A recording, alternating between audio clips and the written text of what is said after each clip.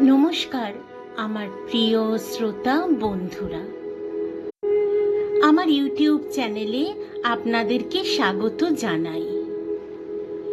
আমি পাঠ করছি প্রখ্যাত সাহিত্যিক শঙ্কর রচিত আমি বিবেকানন্দ বলছি রচনাটি। আপনাদের কাছে আমার একান্ত অনুরোধ রইল, আপনারা আমার এই চ্যানেলটি সাবস্ক্রাইব করে নিন। এই রচনাটি আমি বিবেকানন্দ বলছি প্রথম থেকে সব পর্বগুলি আপনারা পরপর শুনে নিন। এর আগে আমি পর্ব 6 অবধি আপনাদের কাছে পাঠ করে শুনিয়েছি। তাহলে চলুন আমি শুরু করি এই রচনাটির পরবর্তী পর্ব, অর্থাৎ পর্ব 7, ভারতে ফিরে এলাম।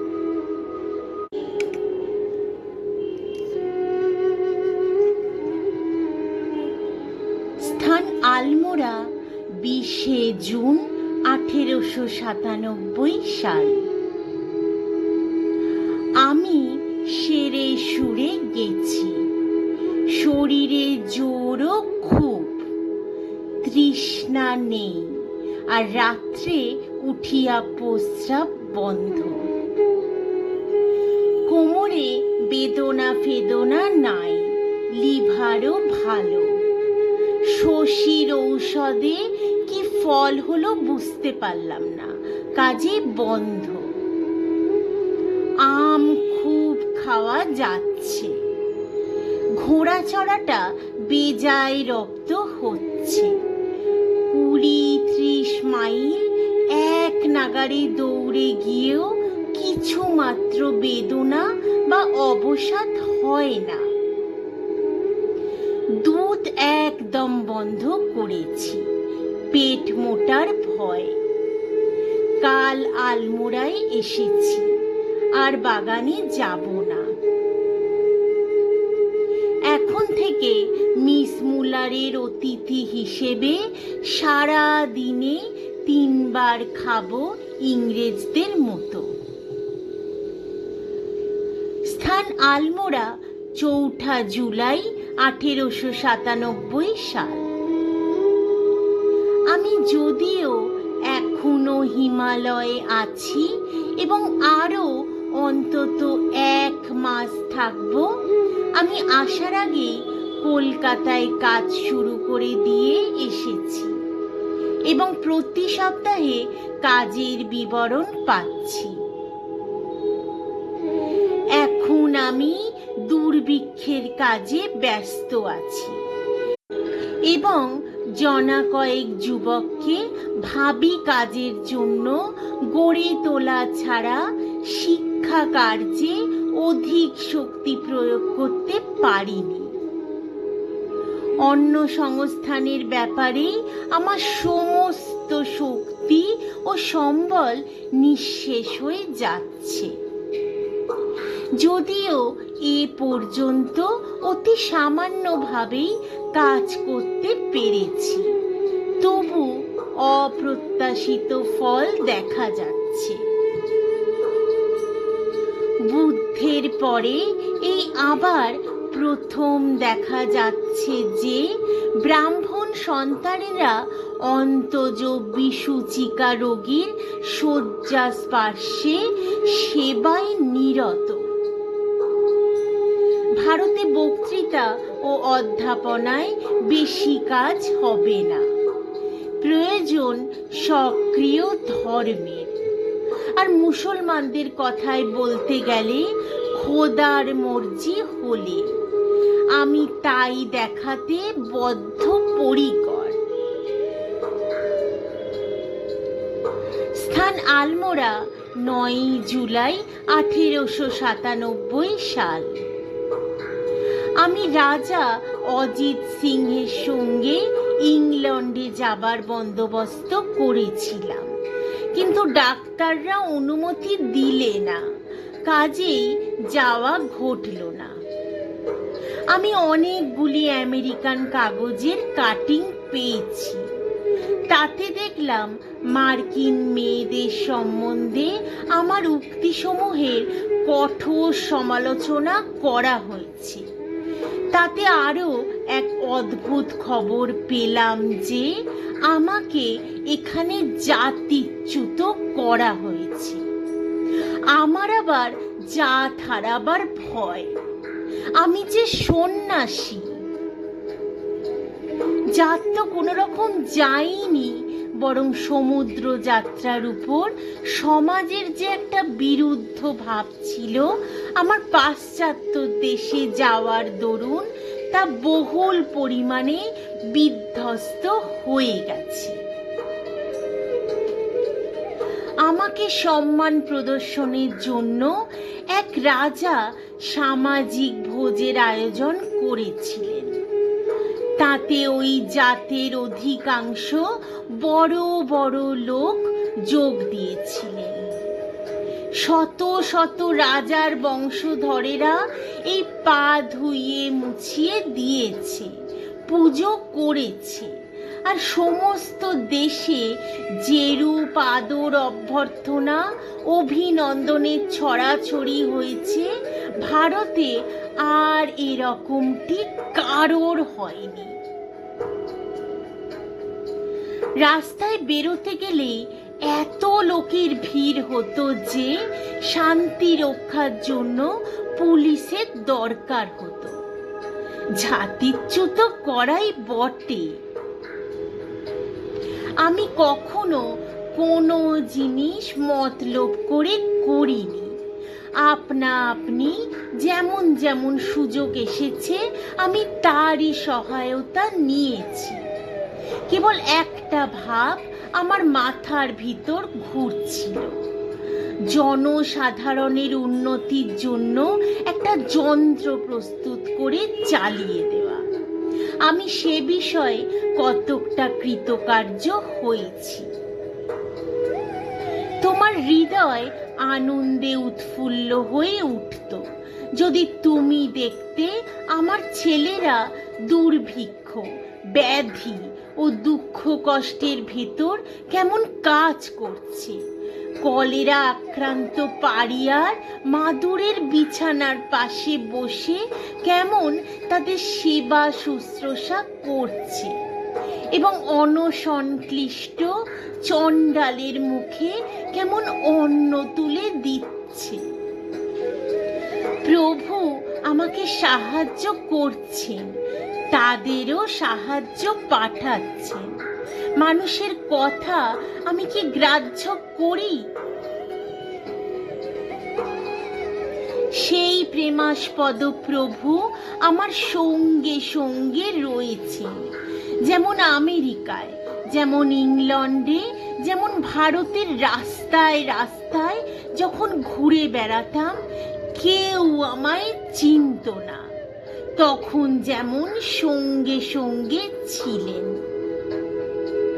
লোকেরা কি বলে না বলে তাতে আমার কি এসে যায়? ওরা তো ছেলে মানুষ। এর চেয়ে বেশি ওরা বুঝবে কি করে? আমি পরমাত্মাকে সাক্ষাৎ করেছি। সমুদয় পার্থিব বস্তু যে অসার তা প্রাণে প্রাণে উপলব্ধি করেছি। সামান্য বালকদের কথায় আমার নির্দিষ্ট পথ থেকে আমি চ্যুত হব? আমাকে দেখে কি তেমনই মনে হয়?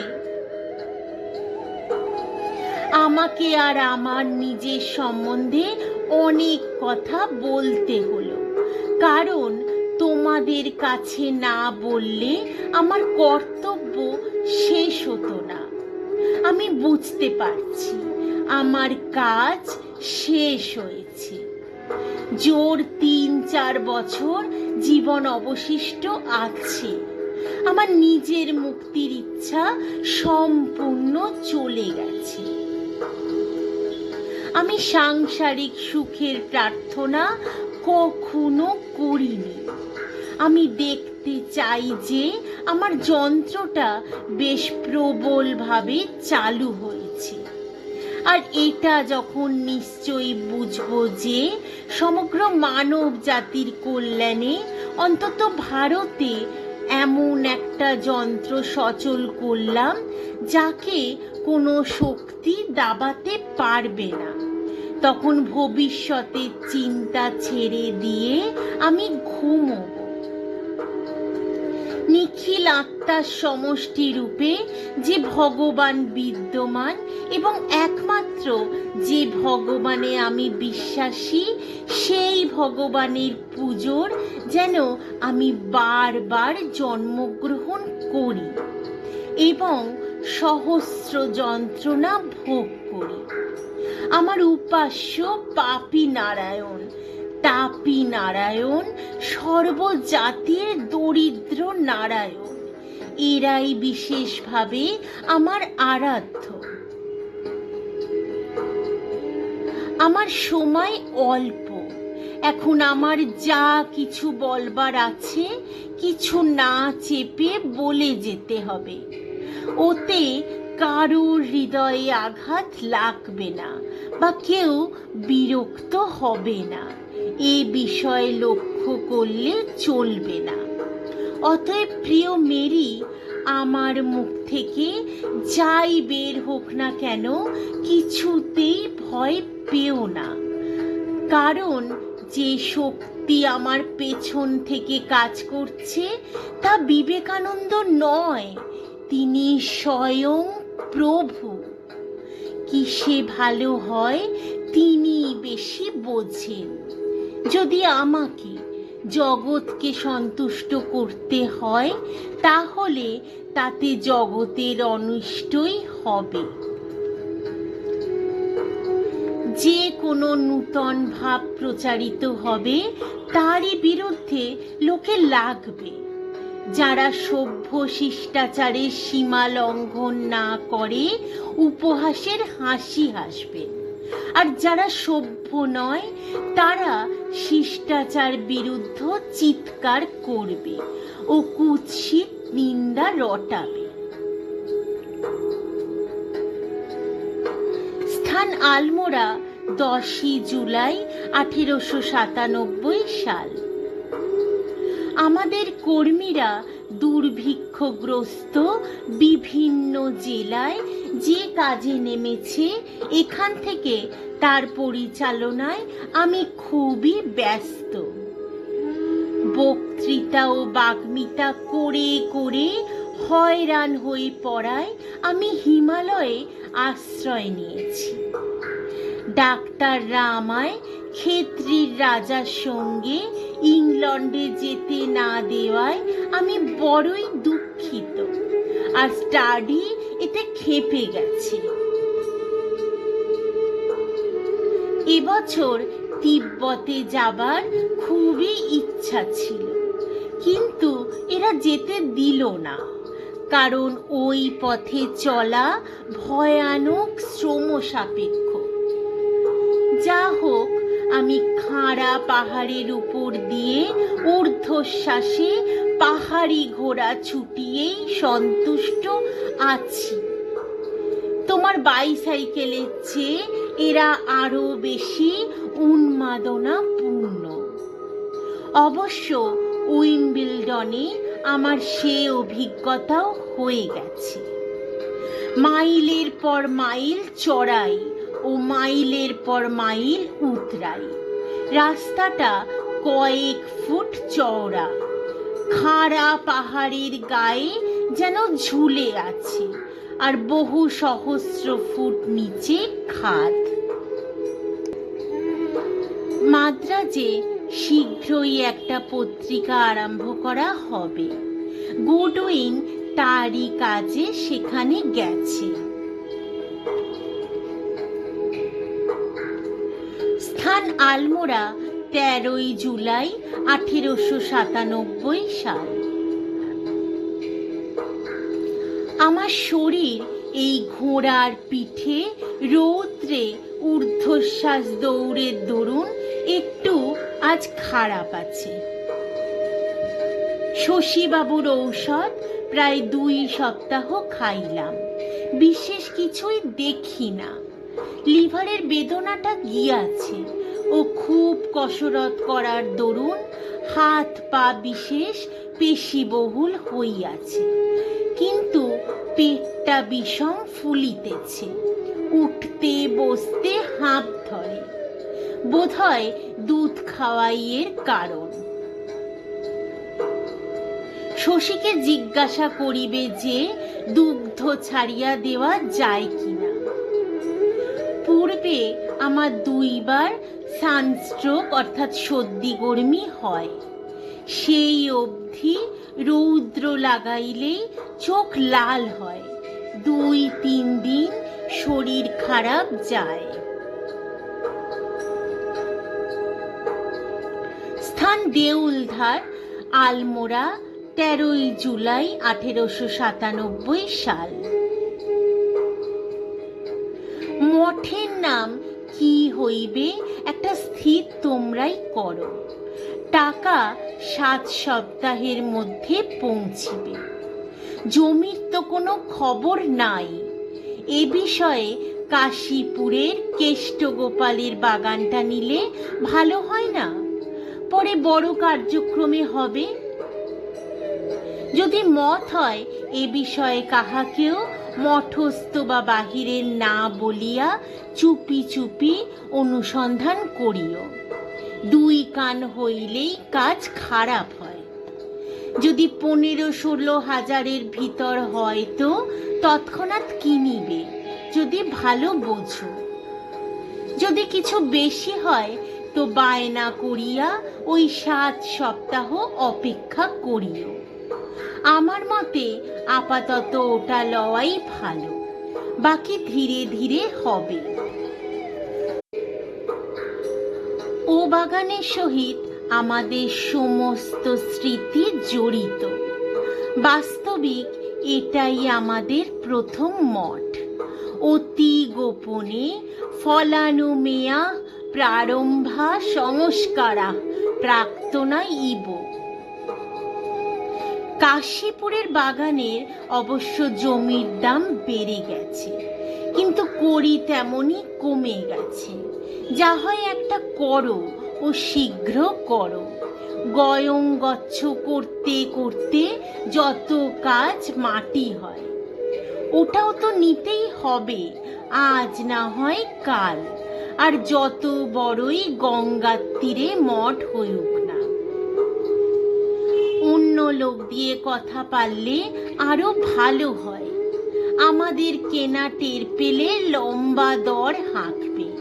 চেপে কাজ করে চলো। অভি ঠাকুর সহায়, ভয় কি? স্থান আলমোড়া, 25শে জুলাই 1897 সাল। স্নেহের মেরি, আজকাল বেশ খানিকটা ব্যায়াম করছি ও ঘোড়ায় চড়ছি, কিন্তু চিকিৎসকের ব্যবস্থা মতো আমাকে যথেষ্ট পরিমাণে সর তোলা দুধ খেতে হয়েছিল। আর তারই ফলে আমি পিছনের চেয়ে সামনে দিকে বেশি এগিয়ে গিয়েছি। যদিও আমি সব সময়ই আগুয়ান, কিন্তু এখনই এতটা অগ্রগতি চাই না, তাই দুধ খাওয়া ছেড়ে দিয়েছি। কথায় কথায় বলে রাখি, আমার চুল পাকতে শুরু করেছে। এতে তাড়াতাড়ি যে বুড়ো হতে চলেছি তাতে আনন্দই হচ্ছে। সোনালির মধ্যে অর্থাৎ কালোর মধ্যে রূপালী কেশ অতি দ্রুত এসে যাচ্ছে। ধর্ম প্রচারকের অল্প বয়সী হওয়া ভালো নয়, তোমার তাই মনে হয় নাকি? আমি কিন্তু তাই মনে করি, সারা জীবন ধরেই মনে করেছি। একজন বৃদ্ধের প্রতি মানুষ অনেক বেশি আস্থা রাখে এবং তাকে দেখে অনেক বেশি শ্রদ্ধা জাগে। তথাপি এ জগতে বুড়ো বদমাইশগুলোই সবচেয়ে মারাত্মক, তাই নয় কি? এই দুনিয়ার বিচারের একটা নিজস্ব নিয়ম আছে এবং হায়, সত্য মুক্ত থেকে তা কতই না স্বতন্ত্র। বেদান্ত ও যোগের সাহায্যে তুমি উপকৃত হয়েছ, এ কথা জেনে আমি খুবই খুশি। দুর্ভাগ্যক্রমে মাঝে মাঝে আমার নিজেকে সার্কাস দলের ক্রাউনের মতো মনে হয়। সে কেবল অন্যকে হাসায়, কিন্তু তার নিজের দশা সকরুণ। আমাদের জীবনের ত্রুটি হলো এই যে আমরা বর্তমানের দ্বারাই নিয়ন্ত্রিত হই, ভবিষ্যতের দ্বারা নয়, যা এই মুহূর্তে আমাদের ক্ষণিক আনন্দ দেয়। আমরা তারই পিছনে ছুটি, ফলে দেখা যায় বর্তমানের ক্ষণিক আনন্দের বিনিময়ে আমরা ভবিষ্যতের বিপুল দুঃখ সঞ্চয় করে বসি। যদি ভালোবাসার মতো কেউ আমার না থাকতো, যদি আমি শৈশবেই মাতৃপিতৃহীন হতাম, আমার আপনার লোকেরাই আমার পক্ষে সবচেয়ে বেশি দুঃখের কারণ হয়েছে। আমার ভ্রাতা, ভগ্নী, জননী ও অন্য সব আপনজন, আত্মীয় স্বজনরাই মানুষের উন্নতির পথে কঠিন বাধা স্বরূপ। আর এটা খুব আশ্চর্য নয় কি যে মানুষ তৎসত্ত্বেও বিবাহ করবে ও নূতন মানুষের জন্ম দিতে থাকবে। যে মানুষ একাকী সেই সুখী। সকলের কল্যাণ করো, সকলকে তোমার ভালো লাগুক, কিন্তু কাউকে ভালোবাসতে যেও না। এটা একটা বন্ধন, আর বন্ধন শুধুই দুঃখ এনে দেয়। তোমার অন্তরে তুমি একাকী বাস করো, তাতে সুখী হবে। যার দেখাশোনা করবার কেউ নেই এবং কারোর তত্ত্বাবধান নিয়ে যে মাথা ঘামায় না, সেই মুক্তির পথে এগিয়ে যায়। আমার প্রকৃতিতে পুরুষের চেয়ে মেয়েদের গুণ বেশি। আমি সব সময় অন্যের দুঃখ বেদনা শুধুই নিজের মধ্যে টেনে নিচ্ছি, অথচ কারোর কোনো কল্যাণ করতেও পারছি না। ঠিক যেমন মেয়েদের সন্তান না হলে একটা বেড়াল পোষে তার প্রতি সকল ভালোবাসা ঢেলে দেয়। তোমার কি মনে হয় তার মধ্যে কোনো আধ্যাত্মিকতা আছে? একদম না। এগুলি হলো জড় স্নায়বিক বন্ধন। হ্যাঁ, ঠিক তাই।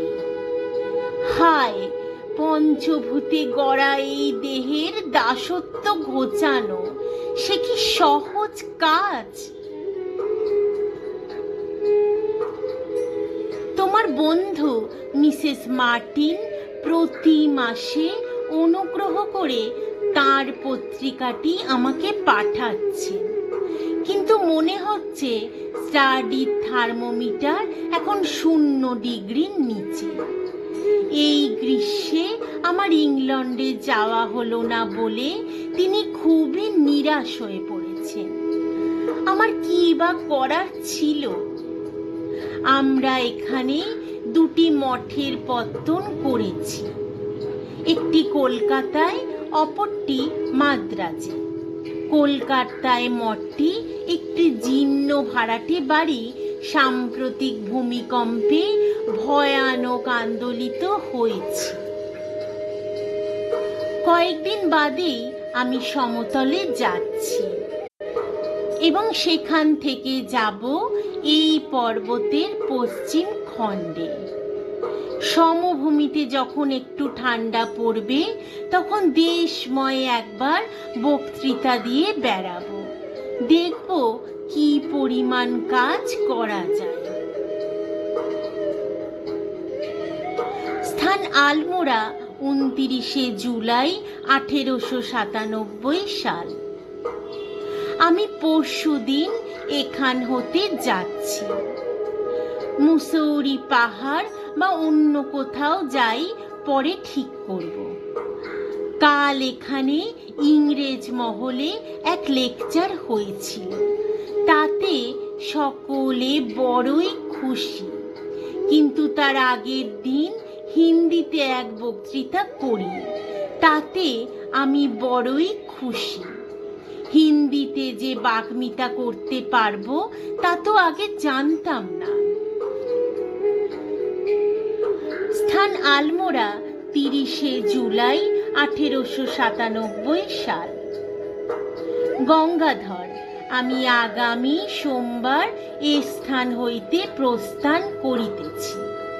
এখানে একটি সাহেব মহলে ইংরেজি বক্তৃতা হইয়াছিল এবং একটি দেশি লোকদিগকে হিন্দিতে। হিন্দিতে আমার এই প্রথম, কিন্তু সকলের তো খুব ভালো লাগলো। আগামী শনিবার আর একটি বক্তৃতা ইংরেজিতে দেশীয় লোকের জন্য। সোমবার বেরেলি যাত্রা, তারপর সাহারানপুর, তারপর আম্বালা। সেখান হইতে ক্যাপ্টেন সোভিয়ারের সঙ্গে বোধহয় মুসৌরি, আর একটু ঠান্ডা পড়লেই দেশে পুনরাগমন ও রাজপুতানায় গমন ইত্যাদি। তুমি খুব চুটিয়ে কাজ করে যাও, ভয় কি? আমিও ফের লেগে যা আরম্ভ করছি। শরীর তো যাবেই, কুড়েমিতে কেন যায়? It is better to wear out than rust out, অর্থাৎ মরচে পড়ে পড়ে মরার চেয়ে ক্ষয়ে ক্ষয়ে মরা ভালো। মরে গেলেও হাড়ে হাড়ে ভেলকি খেলবে, তার ভাবনা কি? 10 বৎসরের ভেতর ভারতবর্ষটাকে ছেয়ে ফেলতে হবে, এর কমে হবেই না। তাল ঠুকে লেগে যাও, ওয়া গুরু কি ফতে। টাকা ফাঁকা সব আপনা আপনি আসবে। মানুষ চাই, টাকা চাই না। মানুষ সব করে, টাকায় কি করতে পারে? স্থান আম্বালা, 19শে আগস্ট 1897 সাল। শশী, আমি এক্ষণে ধর্মশালার পাহাড়ে যাইতেছি। আমি কিছুদিন আরো পাঞ্জাবি পাহাড়ে বিশ্রাম করিয়া পাঞ্জাবে কার্য আরম্ভ করিব। পাঞ্জাব ও রাজপুতানাই কার্যের ক্ষেত্র। কার্য আরম্ভ করিয়াই তোমাদের পত্র লিখিব। আমার শরীর মধ্যে বড় খারাপ হইয়াছিল, এক্ষণে ধীরে ধীরে শুধরাইতেছে। পাহাড়ে দিন কতক থাকিলেই ঠিক হইয়া যাইবে।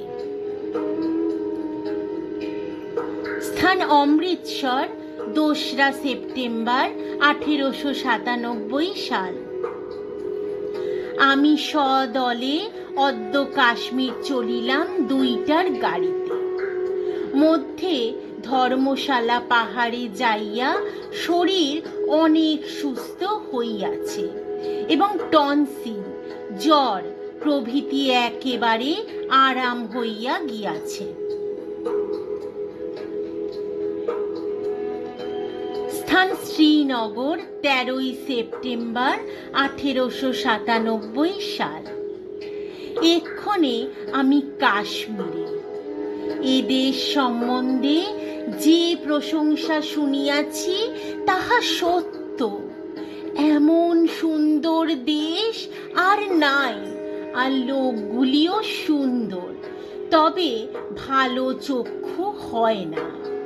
কিন্তু এমন নরককুণ্ডের মতো ময়লা গ্রাম ও শহর আর কোথাও নেই। শ্রীনগরে ঋষিবর বাবুর বাড়িতে ওঠা গেছে, তিনি বিশেষ যত্ন করছেন। আমার চিঠিপত্র তার ঠিকানায় পাঠাইবে। আমি 2-1 দিনের মধ্যে অন্যত্র বেড়াইতে যাইব, কিন্তু আসিবার সময় পুনরায় শ্রীনগর হইয়া আসিব। আমার শরীর ধর্মশালা যাওয়া অবধি এখনো বেশ আছে। ঠান্ডাটি বেশ লাগে এবং শরীর ভালো থাকে। কাশ্মীরের 2-1টা জায়গা দেখিয়া একটা উত্তম স্থানে চুপ করিয়া বসিব, এই প্রকার ইচ্ছা, অথবা জলে জলে ঘুরিব। যাহা ডাক্তারবাবু বলেন তাহাই করিব। আমি এখান হইতে অক্টোবর মাসে নামিয়া পাঞ্জাবে 2-4টি লেকচার দিব। তাহার পর সিন্ধু হইয়া কচ্ছ, ভুজ ও কাথিয়াওয়াড়, সুবিধা হইলে পুনা পর্যন্ত, নহিলে বরোদা হইয়া রাজপুতানা, রাজপুতানা হইয়া উত্তর পশ্চিম প্রদেশ ও নেপাল, তারপর কলকাতা। এই তো প্রোগ্রাম এখন, পরে প্রভু জানেন।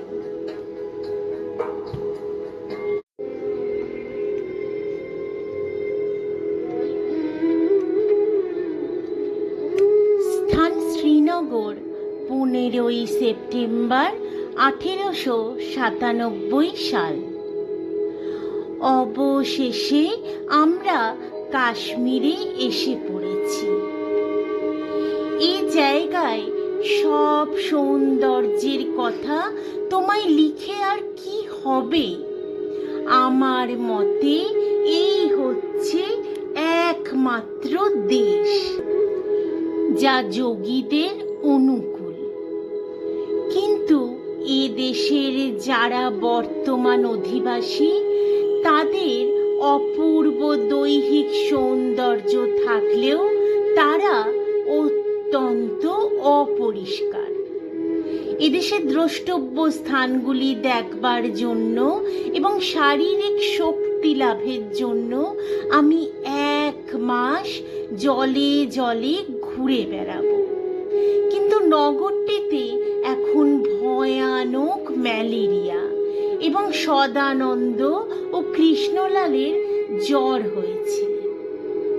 সদানন্দ আজ ভালো আছে, কিন্তু কৃষ্ণলালের এখনো জ্বর আছে। ডাক্তার আজ এসে তার জোলাপের ব্যবস্থা করে গেছে। আমরা আশা করি সে কালকের মধ্যে সেরে উঠবে এবং আমরা যাত্রাও করব কাল। কাশ্মীর গভর্নমেন্ট আমাকে তাদের একখানি বজরা ব্যবহার করতে দিয়েছে। বজরাটি বেশ সুন্দর ও আরামপ্রদ। তারা জেলার তহসিলদারদের উপরও আদেশ জারি করেছেন। এদেশের লোকেরা আমাদের দেখবার জন্য দল বেঁধে আসছে। আমাদের সুখে রাখার জন্য যা কিছু প্রয়োজন সবই করছে। স্থান শ্রীনগর, 30শে সেপ্টেম্বর 1897 সাল। এক্ষণে কাশ্মীর দেখিয়া ফিরিতেছি। 2-1 দিনের মধ্যে পাঞ্জাব যাত্রা করিব। এখন শরীর অনেক সুস্থ হওয়ায় পূর্বের ভাবে পুনরায় ভ্রমণ করিব, এটা আমি মনস্থ করিতেছি। লেকচার ফেকচার বড় বেশি নয়। যদি 1-8টা পাঞ্জাবে হয়তো হইবে, নহিলে নয়। এদেশের লোক তো এখনো 1 পয়সা গাড়ি ভাড়া পর্যন্ত দিলে না। কেবল ওই ইংরেজ শিষ্যদের নিকট হাত পাতাও লজ্জার কথা। অতএব পূর্বের ভাবে কম্বলবন্ত হইয়া চলিলাম। স্থান কাশ্মীর, সেপ্টেম্বর মাস 1897 সাল। এই কাশ্মীর বাস্তবিকই ভূস্বর্গ। এমন দেশ পৃথিবীতে আর নাই। যেমন পাহাড় তেমনি জল, তেমনি গাছপালা, তেমনি স্ত্রী পুরুষ, তেমনি পশু পক্ষী। স্থান শ্রীনগর, 1 অক্টোবর 1897 সাল। তোমার কাছে কাশ্মীরের বর্ণনা দেবার চেষ্টাও করব না। শুধু এইটুকু বললেই যথেষ্ট হবে যে এই ভূস্বর্গ ছাড়া অন্য কোনো দেশ ছেড়ে আসতে আমার কখনো মন খারাপ হয়নি। সম্ভব হলে রাজাকে রাজি করিয়ে এখানে একটি কেন্দ্র প্রতিষ্ঠা করবারও যথাসাধ্য চেষ্টা করছি। এখানে অনেক কিছু করবার আছে, আর উপকরণও এত আশাপ্রদ। স্থান মরি, 11 অক্টোবর 1897 সাল। কাশ্মীর হতে আজ 10 দিন পর্যন্ত সমস্ত কাজ যেন একটা ঝোঁকে করেছি বলে মনে হচ্ছে। সেটা শরীরের রোগ হোক বা মনেরই হোক, এক্ষণে আমার সিদ্ধান্ত এই যে আমি আর কাজের যোগ্য নই। তোমাদের উপর অত্যন্ত কটু ব্যবহার করেছি বুঝতে পারছি, তবে তুমি স্বামী ব্রহ্মানন্দ আমার সব সহ্য করবে আমি জানি, ও মঠে আর কেউ নেই যে সব সহ্য করবে।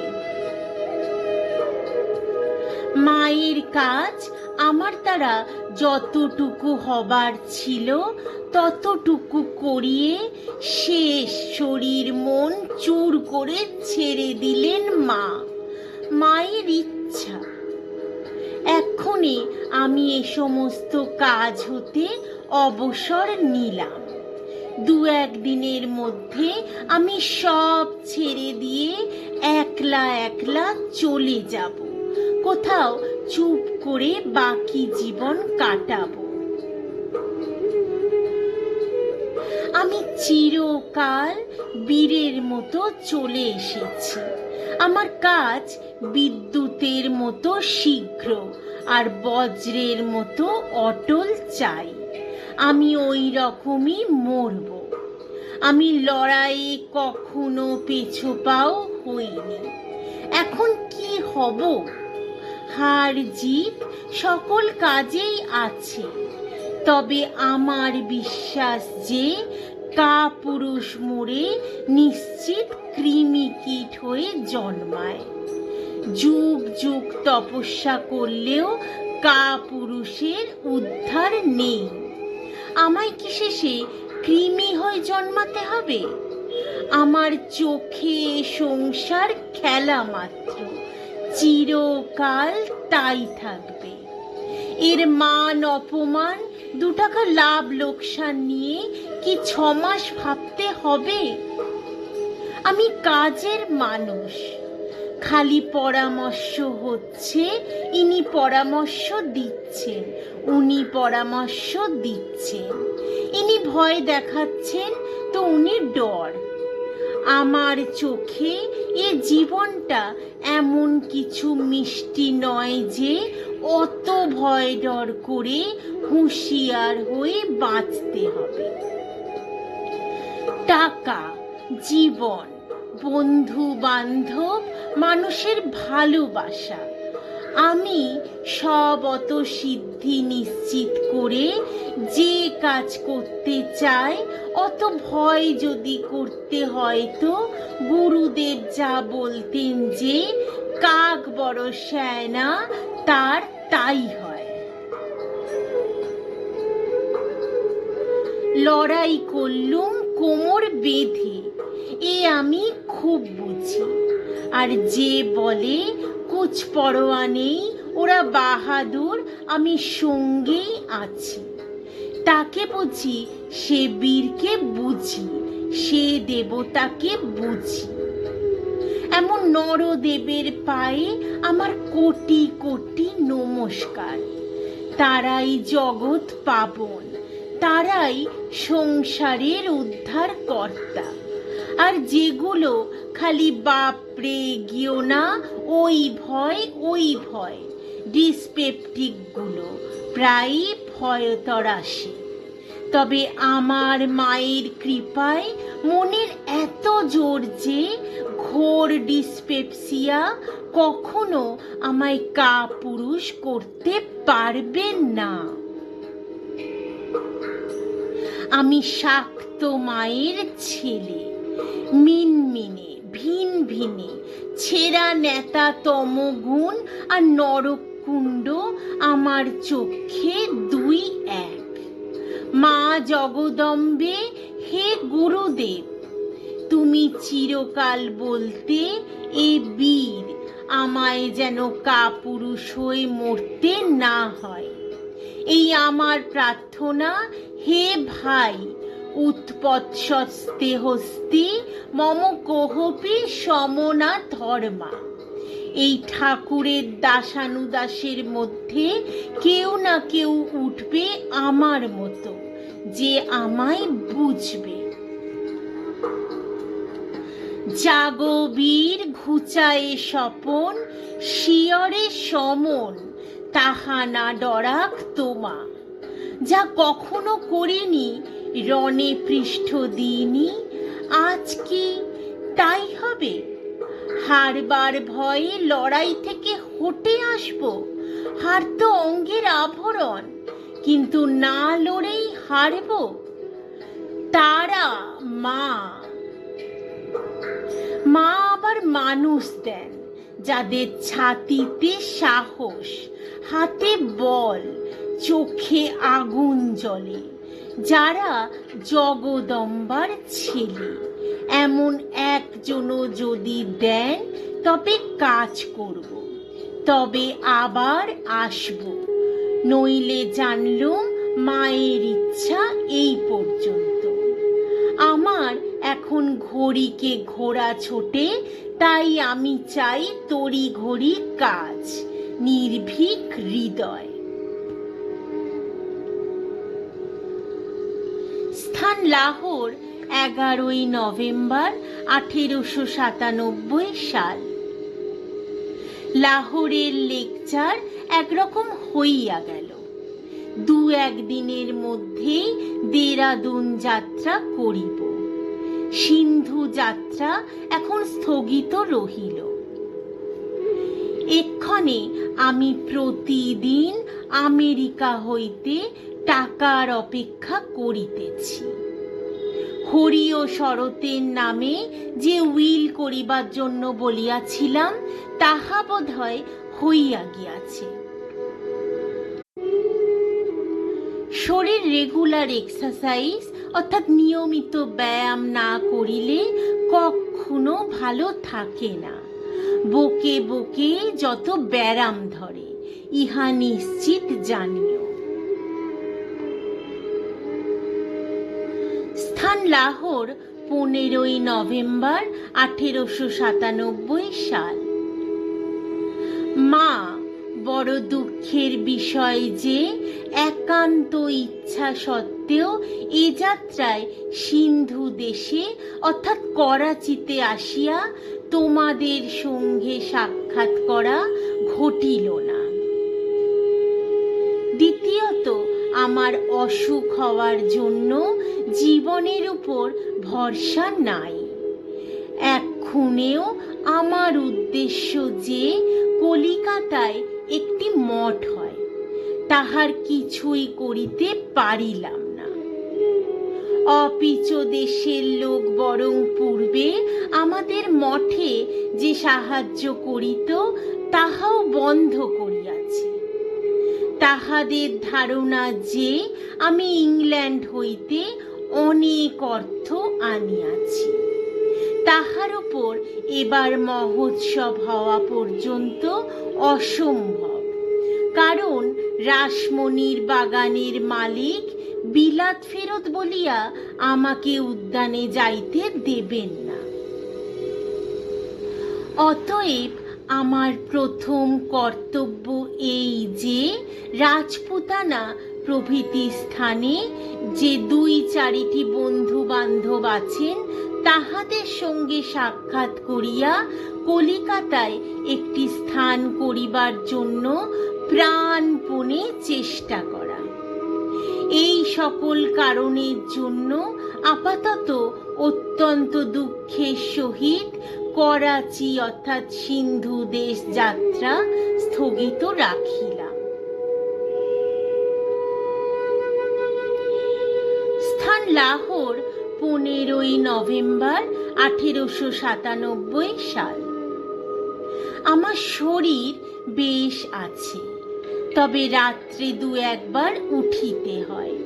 নিদ্রা উত্তম হইতেছে। খুব লেকচার করিলেও নিদ্রার ব্যাঘাত হয় না, আর ব্যায়াম প্রত্যহ করছি। স্থান দেরাদুন, 24শে নভেম্বর 1897 সাল। এবার টিহিরি শ্রীযুক্ত বাবু রঘুনাথ ভট্টাচার্য মহাশয় ঘাড়ে একটা বেদনার জন্য অত্যন্ত ভুগিতেছেন। আমিও নিজে ঘাড়ের একটা বেদনায় অনেক দিন যাবৎ ভুগিতেছি। যদি তোমাদের সন্ধানে পুরাতন ঘৃত থাকে, তাহা হইলে কিঞ্চিত দেরাদুনে উক্ত বাবুকে এবং ক্ষেত্রীর ঠিকানায় কিঞ্চিত আমাকে পাঠাইবে। স্থান দিল্লি, 30শে নভেম্বর 1897 সাল। মিস মুলার তোমার অর্থাৎ স্বামী ব্রহ্মানন্দ ও আমার নামে গ্রিন্ডলে কোম্পানির ওখানে টাকা রাখবেন। তাতে তোমার পাওয়ার অফ অ্যাটর্নি থাকার দরুন তুমি একাই সমস্ত ড্র করতে পারবে। ওইটি যেমন রাখা, অমনি তুমি নিজে ও হরি পাটনায় গিয়ে সেই লোকটিকে ধরো, গিয়ে যেমন করে পারো রাজি করাও। আর জমিতে যদি ন্যায্য দাম হয় তো কিনে লও, নইলে অন্য জায়গায় চেষ্টা দেখো। স্থান বেলুর মঠ, 25শে ফেব্রুয়ারি 1898 সাল। কিছুকাল যাবৎ আমার শরীর ভালো যাইতেছিল না, সম্প্রতি অনেক ভালো। এখন কলিকাতায় অন্যান্য বছর অপেক্ষা একটু বেশি শীত পড়িয়াছে, এবং আমেরিকা হইতে যেসব বন্ধুরা আসিয়াছেন তাহারা ইহাতে খুব আনন্দেই আছেন। যে জমি কেনা হইয়াছে, আজ আমরা উহার দখল লইব, এবং যদিও এখনই ওই জমিতে মহোৎসব করা সম্ভবপর নহে, তথাপি রবিবারে উহার উপর আমি কিছু না কিছু করাইব। অন্তত শ্রীজির ভস্মাবশেষ ওই দিনের জন্য আমাদের নিজস্ব জমিতে লইয়া গিয়া পূজা করিতেই হইবে। আমার হাতে টাকা নাই। আমার যাহা ছিল তার শেষ কপরদকটি পর্যন্ত রাজার অর্থাৎ স্বামী ব্রহ্মানন্দের হাতে দিয়াছি, কারণ সবাই বলে যে আমি অপব্যয়ী, আর সেজন্যে আমার কাছে টাকা রাখিতে ভয় পায়। ভালো কথা, আমরা এখানে আবার আমাদের নাচের ব্যাপার আরম্ভ করিয়াছি। হরি, সারদা ও স্বয়ং আমাকে ওয়ালস নৃত্য করিতে দেখিলে তুমি আনন্দে ভরপুর হইতে।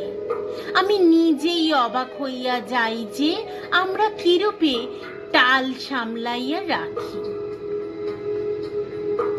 শরৎ আসিয়াছে এবং তাহার অভ্যাস মতো কঠোর পরিশ্রম করিতেছে। এখন আমাদের কিছু ভালো আসবাব হইয়াছে। সেই পুরনো মঠের চাটাই ছাড়িয়া সুন্দর টেবিল, চেয়ার ও 3খানি খাট পাওয়া কত বড় উন্নতি। আমি মাস কয়েক পরে মিসেস বুলের সঙ্গে আবার আমেরিকায় যাইতেছি। এখানে মঠ তো স্থাপিত হইল, আমি আরো সাহায্যের জন্য বিদেশে যাইতেছি। উদ্যমের সঙ্গে কাজ করব। ভিতরে ও বাইরে ভারত এখন পচা সব। শ্রী মহারাজের আশীর্বাদে তাকে আমরা বাঁচিয়ে তুলব। স্থান বেলুড় মঠ, 25শে ফেব্রুয়ারি 1898 সাল। একজন বিশেষ বন্ধুর কাছে আমি অনেকটা ঋণী। তিনি সম্ভবত আমাকে দার্জিলিংয়ে নিয়ে যাবার জন্য এখানে এসেছেন। জনা কয়েক আমেরিকান বন্ধু এসেছেন এবং যা কিছু সময় পাই তা সবটাই মঠ ও তৎসংলগ্ন প্রতিষ্ঠানগুলির কার্যে নিয়োজিত হচ্ছে। তাছাড়া আমার আশা এই যে আগামী মাসে আমেরিকা যাত্রা করব। স্থান বেলুড় মঠ, মার্চ মাস 1898 সাল। তুলসীর উচিত গুডউইনের নিকট হইতে সাংকেতিক লিখন শিখিয়া লওয়া। ভারতের বাহিরে থাকাকালে আমাকে প্রায় প্রতি ডাকে মান্দ্রারে একখানি করিয়া চিঠি লিখিতে হইত। আমাকে ওইসব চিঠি পাঠাইয়া দিও। আমি আমার ভ্রমণ কাহিনী লিখিতে চাই, ইহাতে অন্যথা করিও না। স্থান বেলুড় মঠ, 2রা মার্চ 1898 সাল। লন্ডন থেকে ফিরে এসে যখন আমি দক্ষিণ ভারতে এবং যখন লোকেরা আমাকে উৎসবে ভোজে আপ্যায়িত করছে ও আমার কাছ থেকে 16 আনা কাজ আদায় করে নিচ্ছে, এমন সময় একটি বংশগত পুরানো রোগ এসে দেখা দিল। রোগের প্রবণতা সব সময়ই ছিল, এখন অত্যাধিক মানসিক পরিশ্রমে তা আত্মপ্রকাশ করল। সঙ্গে সঙ্গে শরীরে এলো সম্পূর্ণ ভাঙন ও চূড়ান্ত অবসাদ। আমাকে তৎক্ষণাৎ মাদ্রাজ ছেড়ে অপেক্ষাকৃত ঠান্ডা উত্তরাঞ্চলে আসতে হলো। একদিন দেরি করা মানে অন্য জাহাজ ধরবার জন্য সেই প্রচণ্ড গরমে আরো 1 সপ্তাহ অপেক্ষা করা। কথায় কথায় বলছি, আমি পরে জানতে পেরেছি যে মিস্টার ব্যারোজ পরদিন মাদ্রাজ এসে পৌঁছেছিলেন এবং তার প্রত্যাশা মতো আমাকে সেখানে না পেয়ে খুবই রুষ্ট হয়েছিলেন। যদিও আমি তার থাকবার জায়গার ও সম্বর্ধনার ব্যবস্থা করে এসেছিলাম, বেচারি জানে না আমি তখন মরণাপন্ন।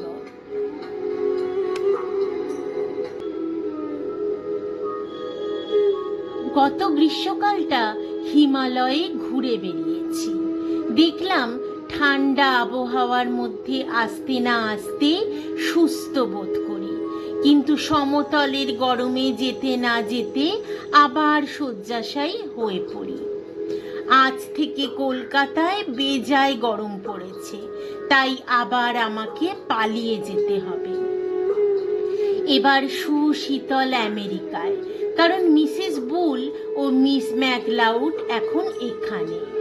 কলকাতার কাছে গঙ্গা তীরে আমি সংঘের জন্য একখণ্ড জমি কিনেছি। এখানে একটি ছোট বাড়িতে তারা এখন বাস করছে। খুব কাছেই যেখানে এখন মঠ স্থাপিত হয়েছে সে বাড়িতে আমরা রয়েছি। প্রত্যহ তাদের সঙ্গে দেখা করি, এতে তারাও খুব আনন্দিত। 1 মাস পরে তাদের একবার কাশ্মীরে ভ্রমণে বেরোবার ইচ্ছা। যদি তারা চান আমি তাদের সঙ্গে যাব, পরামর্শদাতা, বন্ধু ও সম্ভবত দার্শনিক রূপে। তারপর আমরা সবাই সমুদ্র পথে স্বাধীনতা ও কুৎসার দেশের উদ্দেশ্যে রওনা হব। তুমি আমার জন্য উদ্বিগ্ন হইও না, কারণ রোগটা আর 2-3 বছর আমাকে টেনে নিয়ে যাবে। বড়জোর নির্দোষ সঙ্গীর মতো থেকে যেতে পারে, আমার কোনো খেদ নেই। কেবল কাজটাকে গুছিয়ে নেবার জন্য সর্বক্ষণ কঠোর পরিশ্রম করে যাচ্ছি, শুধু এই জন্য যে আমি যখন রঙ্গমঞ্চ থেকে সরে যাব তখনও যেন যন্ত্রটি সামনের দিকে এগিয়ে চলে। বহুদিন আগে যেদিন জীবনকে বিসর্জন দিয়েছি সেদিনই আমি মৃত্যুকে জয় করেছি। আমার একমাত্র দুশ্চিন্তা হলো কাজ, এমনকি তাও প্রভুকে সমর্পণ করে দিচ্ছি, তিনি সবচেয়ে ভালো জানেন। স্থান দার্জিলিং, 23শে এপ্রিল 1898 সাল। সান্দাকফু 11,924 ফুট উচ্চতা প্রভৃতি স্থান হইতে আসিয়া অবধি শরীর অতি উত্তম ছিল, কিন্তু পুনর্বার দার্জিলিং আসিয়া অবধি প্রথমে জ্বর, তাহা সারিয়া সর্দি কাশিতে ভুগিতেছি। রোজ পালাইবার চেষ্টা করি, ইহারা আজকাল করিয়া দেরি করিয়া দিল।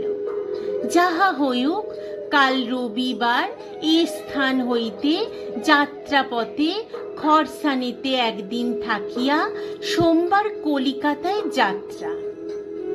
রামকৃষ্ণ মিশনের একটি বাৎসরিক মিটিং করা উচিত এবং মঠেরও একটি হওয়া উচিত। তাহাতে 2 জায়গায় ফেমিন রিলিফের হিসাব সাবমিট করিতে হইবে, ওই সমস্ত তৈয়ার রাখিবে। স্থান দার্জিলিং, 19শে এপ্রিল 1898 সাল। আমার অনেকবার জ্বর হয়ে গেল, সর্বশেষে হয়েছিল ইনফ্লুয়েঞ্জা। এখন তা সেরে গেছে বটে, কিন্তু ভয়ানক দুর্বল হয়ে পড়েছি। হাঁটবার উপযুক্ত শক্তি লাভ করলেই আমি কলকাতায় নেমে আসছি। অন্ধকার রাত্রে যখন অগ্নি দেবতা, সূর্য দেবতা, চন্দ্র দেবতা ও তারকা দেবীরা ঘুমিয়ে পড়েন, তখন কে তোমার অন্তর আলোকিত করে? আমি তো এইটুকু আবিষ্কার করেছি যে ক্ষুধাই আমার চৈতন্যকে জাগিয়ে রাখে। আহা, আলোকের ঐক্যরূপ মহান মতবাদটি কি অপূর্ব! ভাবো দেখি, ওই মতবাদের অভাবে জগৎ বহু যুগ ধরে কি অন্ধকারেই না ছিল। এসব জ্ঞান, ভালোবাসা ও কর্ম এবং যত বুদ্ধ, কৃষ্ণ ও খ্রিস্ট সবই বৃথা। তাদের জীবন ও কার্য একেবারে ব্যর্থ হয়েছে, কারণ রাত্রে যখন সূর্য চন্দ্র তিমির লোকে ডুবে যায়, তখন কে যে অন্তরে আলো জ্বালিয়ে রাখে এ তত্ত্ব তো তারা আবিষ্কার করতে পারেননি। বড়ই মুখরোচক, কি বলো? আমি যে শহরে জন্মেছি তাতে যদি প্লেগ এসে পড়ে, তবে আমি তার প্রতিকার কল্পে আত্মোৎসর্গ করব বলেই স্থির করেছি। আর জগতে যত জ্যোতিষ্ক আজ পর্যন্ত আলো দিয়েছে, তাদের উদ্দেশ্যে আহুতি দেওয়ার চেয়ে আমার এ উপায়টা নির্বাণ লাভের প্রকৃষ্টতর উপায়।